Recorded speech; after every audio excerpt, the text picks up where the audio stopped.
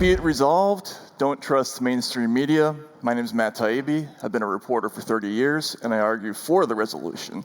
You should not trust mainstream media.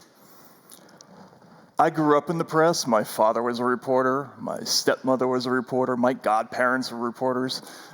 Basically, every adult I knew growing up was a reporter. So I actually love the news business, but I mourn for it. It's destroyed itself by getting away from its basic function, which is just to tell us what's happening.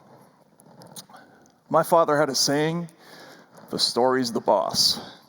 In the American context, this means that if the facts tell you the Republicans were the villains in a political disaster, then you write it that way.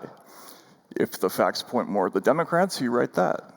If they're both culpable, as was often the case for me when I investigated Wall Street for almost 10 years after the 2008 crash, you write the story that way. We're not supposed to thumb the scale. Our job is just to call things as we see them and leave the rest up to you. But we don't do that now. The story is no longer the boss. Instead, we sell narrative in a dysfunctional new business model. Once the commercial strategy of the news business was to go for the whole audience.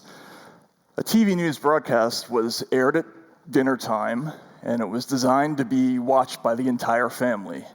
Everyone from your crazy right-wing uncle to the sulking lefty teenager in the corner. This system had flaws, but making an effort to talk to everybody had benefits. For one thing, it inspired trust. Gallup polls twice showed Walter Cronkite to be the most trusted person in all of America. That would never happen with a newsreader today. With the arrival of the internet, some outlets found that instead of going after the whole audience, it made more financial sense to pick one demographic and try to dominate it. How do you do that? That's easy. You just pick an audience and feed it news you know they'll like. Instead of starting with a story and following the facts, you start with what pleases your audience and work backward to the story. This process started with Fox, but really now everybody does it.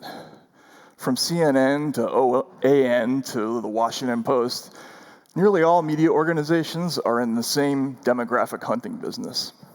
According to a Pew Center survey from a few years ago, 93% of Fox's audience votes Republican. In an exactly mirroring phenomenon, 95% of the MSNBC audience votes Democratic. The New York Times readers are 91% Democrats.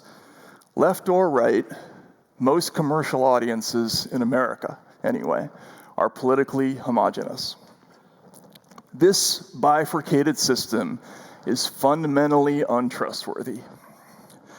When you decide in advance to forego half of your potential audience to cater to the other half, you're choosing in advance which facts to emphasize and which to downplay, based on considerations other than truth or newsworthiness.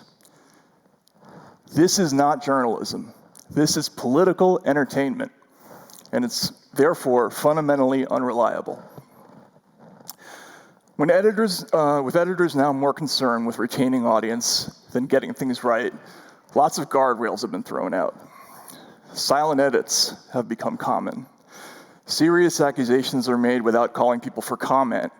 Reporters get too cozy with politicians and report things either without attribution or sourced to unnamed people familiar with the matter.